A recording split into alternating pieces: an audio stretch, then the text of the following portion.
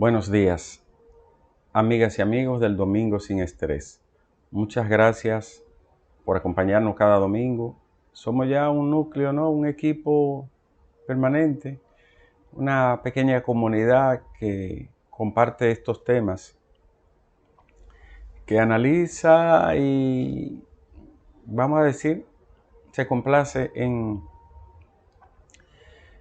compartir algún tipo de conocimiento explicado de forma muy cotidiana y de forma sencilla, que es como una especie de un espacio para la gente que le gusta,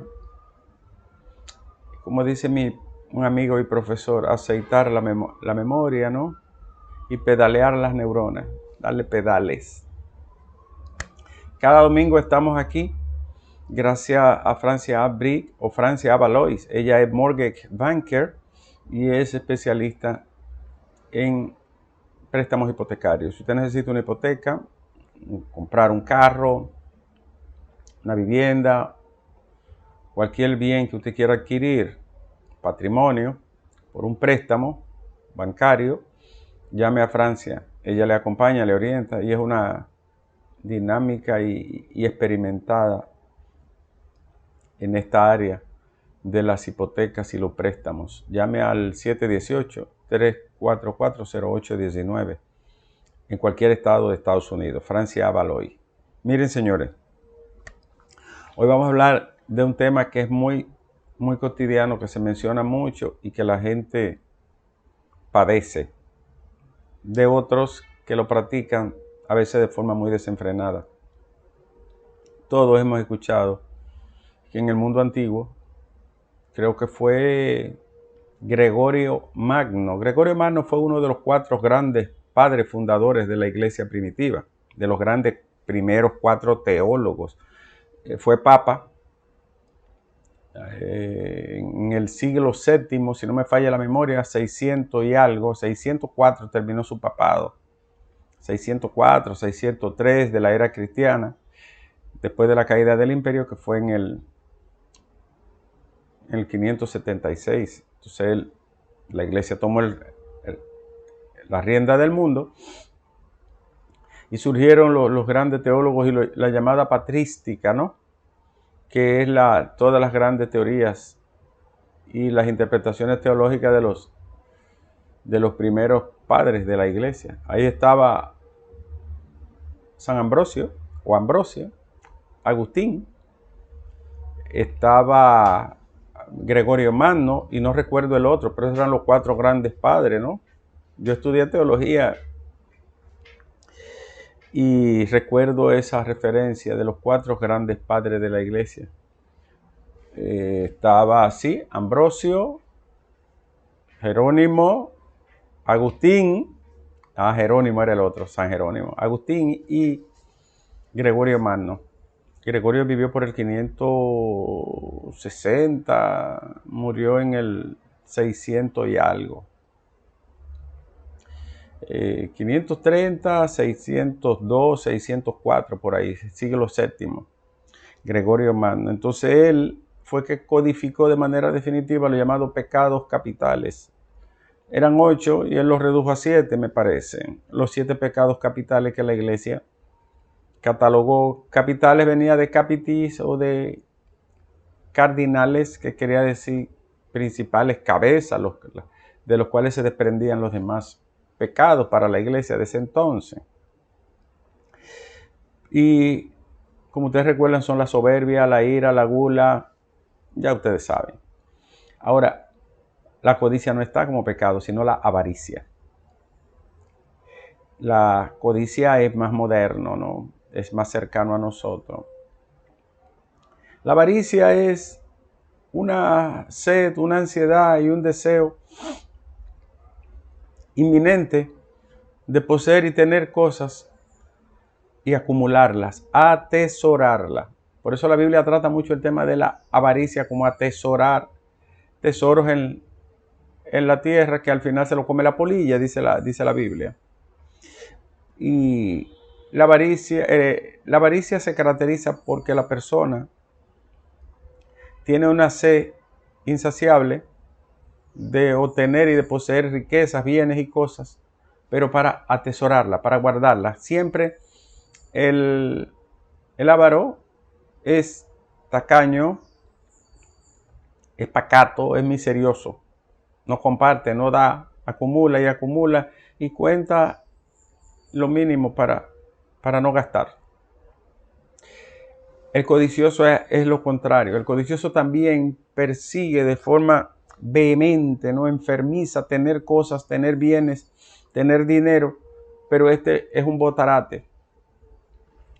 El codicioso acumula y busca incansablemente, insaciablemente, pero también es un botarate, es un disoluto, suelta, tira, gasta, malgasta y a veces hasta puede quedar en la quiebra. La codicia, como la avaricia, es un problema de orden mental y conductual que empieza como un hábito y se convierte en una enfermedad. A propósito de estos días que ustedes están viendo personas, incluso pudientes y gente de nombre y hasta de poder, y ustedes notan y que buscan a esta gente metido en ese mundo a propósito de estos casos que se han dado en la República Dominicana, de lavado y de estas cosas, y de actividades ilícitas y criminales. Usted dice, pero ¿y qué busca esta gente si está tan bien plantada y si son ricos? Porque el codicioso no conoce los límites. El codicioso quiere más y también enseñar más. Casi siempre el codicioso es ostentador. En el caso de los que practican la avaricia, pueden no ser ostentadores, pueden ser extremadamente tacaños y reservados, pero para acumular. El codicioso enseña, busca, incansable y insaciable y de forma febril, tener, poseer, adquirir, pero también asimismo es dilapidador. ¿Dónde nace la codicia humana? Miren, mucha gente dice, bueno, todo lo remiten al cerebro. ¿Y dónde lo vamos a remitir? Hay que remitir al cerebro humano.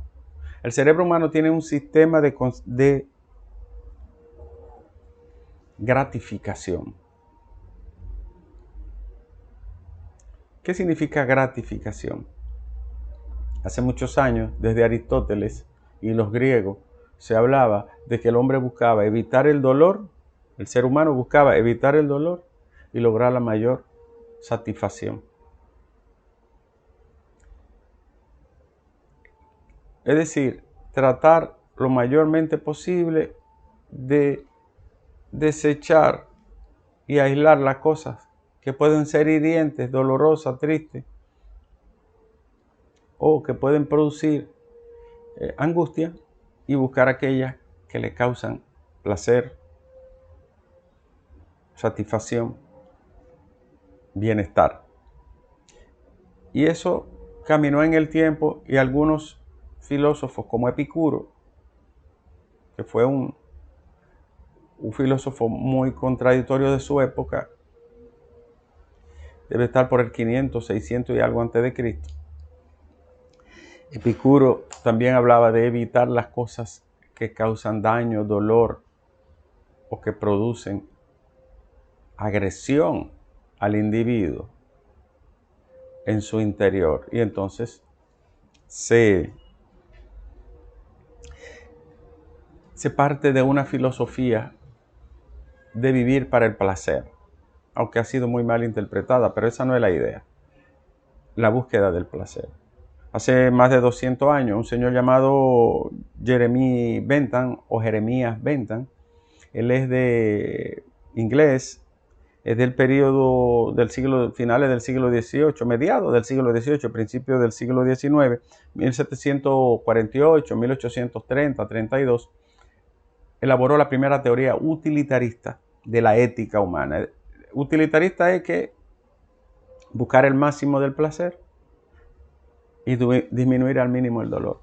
Luego esa misma teoría fue continuada por otro filósofo pensador también brillante de ese periodo, posterior a él, que es John Stuart Mill, de 1800, un hombre de principios de 1800, y que si no me falla la memoria murió en 1873-72, finalizando ya el siglo XIX. Y entonces expanden el criterio de la ética utilitarista, procurar el máximo de placer. Ahora bien, hoy todavía tiene mucha vigencia y se estudia por qué mucha gente trata de satisfacerse a cualquier precio. ¿Por qué se buscan paraísos artificiales, como las drogas, los estupefacientes, el alcohol, cuando se sabe con razón que es pasajero y que va a tener una elevada y posteriormente una caída? Porque el cerebro tiene un sistema que se llama sistema de recompensa. El sistema de recompensa, también llamado sistema límbico, tiene una serie de formaciones desde la base del cerebro, desde el tronco, lo que se llama el tronco tegmental, que está en la base del cerebro humano, en conexión entre el cerebelo y el cerebro. Y esas formaciones envían a unas formaciones especializadas que se llama el sistema límbico. En el sistema límbico hay una formación que se llama el sistema cumbens y una región llamada amígdalas cerebrales o núcleos amigdalinos, donde se procesan todas las emociones humanas: la ira, la alegría, el dolor, la rabia, la tristeza, la melancolía. Y entonces en esa zona se procesan las emociones y se envían a la corteza prefrontal. ¿Y qué es la corteza prefrontal? La corteza prefrontal es la parte anterior del cerebro, la más joven del cerebro, donde están los límites, las decisiones y el razonamiento analítico. O sea, las cosas se producen, entonces la parte anterior sería como un filtro que dice: sí, no, limito, te llego hasta acá nada más. Hay gente que tiene una disminución de esa respuesta de la corteza prefrontal y que convierte en un hábito que la parte anterior del cerebro, la corteza prefrontal, no responda a tiempo y en las limitaciones que se requieren en el mundo de la prudencia, de la ética, de la convivencia equilibrada. Entonces la explicación que se da desde el punto de vista neurocientífico es que la dopamina, que es la sustancia que produce placer y la que se secreta como neurotransmisor, que es la formación bioquímica que modula, ¿no?, la sensación de placer, de bienestar, entonces no tiene un control, un freno adecuado y la gente se va de boca, se desborda. ¿Pueden esos sistemas ser frenados y limitados? Sí. ¿Solamente con lo de adentro? No, también lo de afuera influye, porque el ser humano también es exterior y es interior. Es decir, la escuela, el mundo, la vida, la enseñanza, los medios, los amigos, la familia, también va formando parte de ese segmento que nosotros somos, de la personalidad. Pero cuando están ausentes o hay carencia de ellos, y además existe la tendencia a tener una disminución de respuesta ante esa emoción de la búsqueda del placer, como en el caso de los codiciosos que se sienten muy placenteros teniendo más y más y buscando más y más, entonces ahí viene la catástrofe. Y eso está relacionado con la desviación social, con la criminalidad y con otros rasgos de la conducta que muchas veces termina siendo delictiva, antisocial o dañina o dañosa. Entonces, la codicia es esa búsqueda desenfrenada. ¿Es bueno tener ambición? Sí. Pero la ambición deben de ser metas. Yo quiero llegar, yo quiero tener, yo quiero poseer, yo quiero un mejor apartamento, yo quiero una casa de campo, yo quiero un carro de lujo. Eso es normal y es fisiológico en el ser humano. Ahora, aquello que no es normal es que yo quiera tener ese carro, esa casa, ese apartamento por las vías irregulares, ilegales, amorales o por acciones que contravengan a los demás, que dañen a los demás, como el caso, por ejemplo, de la delincuencia y la criminalidad. Por eso, la codicia es como una carrera sin fin. No tiene metas. Lo que busca es la satisfacción del individuo. Casi siempre son egoístas, centradamente egoístas, solicistas, piensan mucho en ellos mismos. Son, como dicen los alemanes, le llaman Ichlichkeit, que quiere decir, están centrados en su yoidad, en su yoísmo. Y el codicioso no importa que tenga que producir para obtener, adquirir y llegar a lo que se ha propuesto, que es poseer, tener, de ostentar. Ustedes han visto y verán siempre gente involucrada en estas cosas. Hay una dosis de codicia enorme y hay una respuesta cerebral muy lenta de la parte anterior del cerebro, que es donde está la concesión y la condición moral y ética de la persona. ¿Se puede desarrollar y ampliar? Claro que sí. ¿Cuál es la mejor forma? La educación. Siempre la educación, siempre la educación. Pero hay gente que es educada y delinque, sí, porque un solo elemento o una sola herramienta no puede limitar ni puede, vamos a decir, moldear toda la personalidad humana. Es un componente, por eso una complejidad, la conducta y la personalidad, que requiere de un equilibrio de todos los ingredientes que participan: el temperamento, el carácter, la conducta, el exterior, el interior, los valores y la concepción que yo tenga de la vida. Todos queremos vivir bien, todos queremos tener buena ropa, tener buenos perfumes, tener buenos carros, tener buenas casas, sí. Pero hay quienes no paran mientes, quienes no tienen límites para obtenerlo, porque la codicia, vamos a decir de forma simbólica, no le permite ver, lo deja ciego. Esa es la codicia, en términos muy sencillos. El codicioso es un ambicioso enfermo. Es una expresión de avaricia desbordada y exteriorizada. Casi siempre estos sujetos que están metidos en el mundo del crimen organizado, en el caso del narco, por ejemplo, ellos son ostentosos, quieren que lo vean. Y lo que hacen es para que lo vean. Por eso ustedes ven los carros de lujo, los apartamentos, las villas, las cadenas, la ropa. Les gustan los artistas, juntarse con personas. En realidad lo que están es llenando un gran océano interior, que es un hueco vacío, que solo puede ser satisfecho mediante una recompensa de la exhibición y de la posesión de cosas. Señores, llegamos al final por este domingo sin estrés.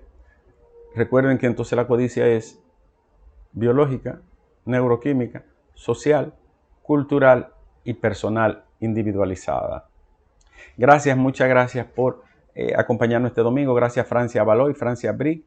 Ella es Mortgage Banker y tiene su teléfono 718-344-0819. Ya le acompaña en cualquier préstamo que usted quiera hacer en cualquier estado de la Unión Americana. Nos vemos el lunes, Dios mediante, a las 12 en Domingos en el Café con Nieve. Y el próximo domingo en Domingo sin Estrés. Un abrazo para todos.